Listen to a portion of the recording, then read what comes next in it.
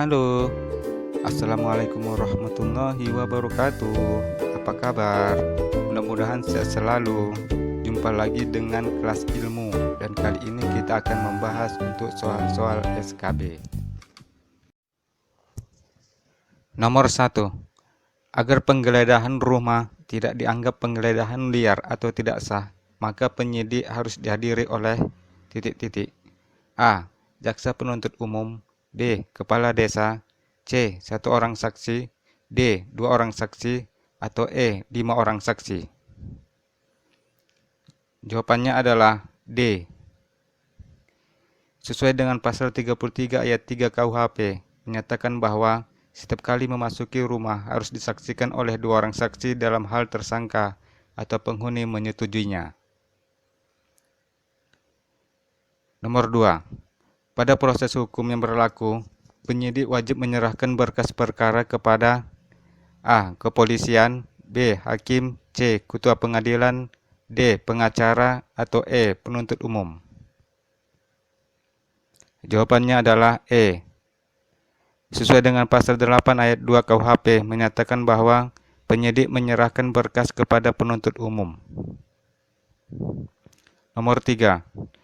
Gratifikasi termasuk tindak pidana. Hal ini sesuai dengan landasan hukum titik-titik. A. Undang-Undang Nomor 10 Tahun 2000 Pasal 10. B. Undang-Undang 30/2002.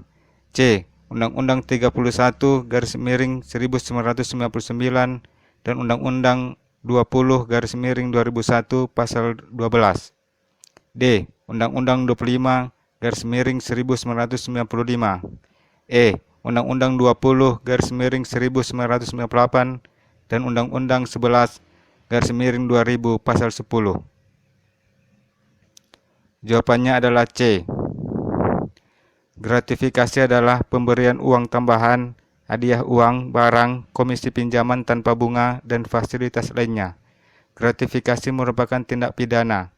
Landasan hukumnya adalah Undang-Undang 31/1999 dan Undang-Undang 20/2001 Pasal 12. Nomor 4. Dalam bidang hukum, pegawai pemerintah yang bertugas menyampaikan dakwaan kepada orang yang diduga melanggar hukum adalah titik-titik. A. Arbiter, B. Hakim, C. Jaksa, D. Kurator, E. Pengacara. Jawabannya adalah C. Beberapa pegawai pemerintah dalam bidang hukum yaitu A. Arbiter, orang yang disepakati oleh kedua belah pihak yang bersengketa untuk memberikan keputusan yang akan ditaati oleh kedua belah pihak. B. Hakim, pejabat yang memimpin persidangan dan bertugas memutuskan hukuman bagi pihak yang dituntut. C. Jaksa, bertugas menyampaikan dakwaan kepada orang yang diduga melanggar hukum. D. Kurator, melakukan pengurusan atau pemberesan harta payidit. E. Pengacara atau advokat, seseorang yang memberikan nasihat dan pembelaan, mewakili klien yang berhubungan dengan kasus hukum. Nomor 5. Tugas dari pelaporan dan analisis transaksi keuangan atau PPATK adalah A. Mencegah dan memberantas tindak pidana pencucian uang. B. Mengaudit seluruh laporan keuangan BUMN. C. Mengatur dan mengawasi perbankan serta lembaga keuangan. D. Merekap dan mengiktisar laporan keuangan negara. E. Menyerahkan laporan keuangan instansi keuangan kepada Presiden. Jawabannya adalah A.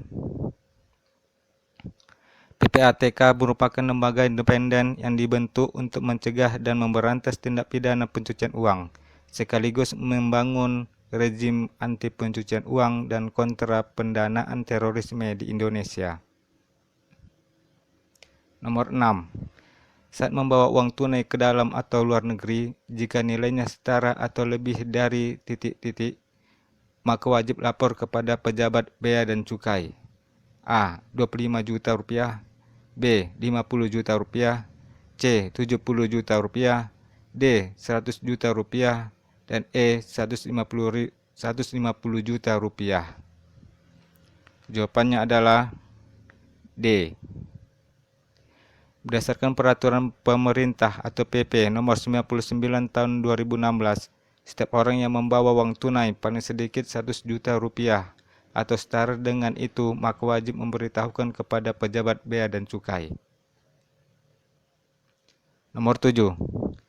Lembaga penyiaran televisi dan radio dibagi dalam 4 kategori, yaitu sebagai berikut, kecuali A.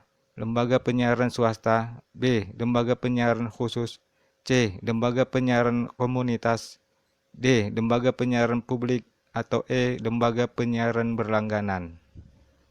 Jawabannya adalah B. Lembaga penyiaran televisi dan radio dibagi dalam 4 kategori, yaitu sebagai berikut. A. Lembaga penyiaran swasta bersifat komersial dari pemasukan iklan dengan ketentuan warga negara asing dilarang menjadi pengurus lembaga ini. B. Lembaga penyiaran komunitas didirikan oleh komunitas tertentu bersifat independen dan tidak komersial. C. Lembaga penyiaran publik didirikan oleh negara atau partisipasi publik yang tidak bersifat komersial. D. Lembaga penyiaran berlangganan disiarkan khusus untuk pemirsa yang bersedia membayar berlangganan atau secara berkala. Nomor 8. Salah satu ciri hukum pidana adalah A. Pihak yang dirugikan cukup melapor pada polisi dan akan menjadi saksi. B. Mengatur tentang harta dari hasil perkawinan. C. Mengatur tentang pembagian harta warisan. D. Mengatur tentang hutang piutang. Atau E. Mengatur hak dan kewajiban seseorang dalam mengelola kekayaannya. Jawabannya adalah A. Ciri-ciri hukum pidana antara lain. A. Mengatur hubungan antar anggota masyarakat dengan negara. B. Meski tanpa pengaduan korban akan tetap diambil tindakan oleh pengadilan. C. Pihak yang dirugikan cukup melapor kepada yang berwajib atau polisi. D. Mengatur hal-hal yang berupa pelanggaran dan kejahatan. Nomor 9.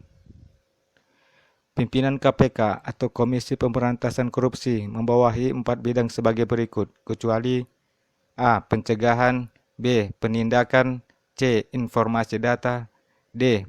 Penganggaran dan pelaporan, atau E. Pengawasan internal dan pengaduan masyarakat. Jawabannya adalah D. Pimpinan KPK membawahi 4 bidang, yaitu penindakan, pencegahan, informasi data, pengawasan internal, dan pengaduan masyarakat. Masing-masing bidang tersebut dipimpin oleh seorang deputi. Nomor 10. Pada permulaan sidang, hakim ketua sidang menanyakan kepada terdakwa tentang identitas terdakwa.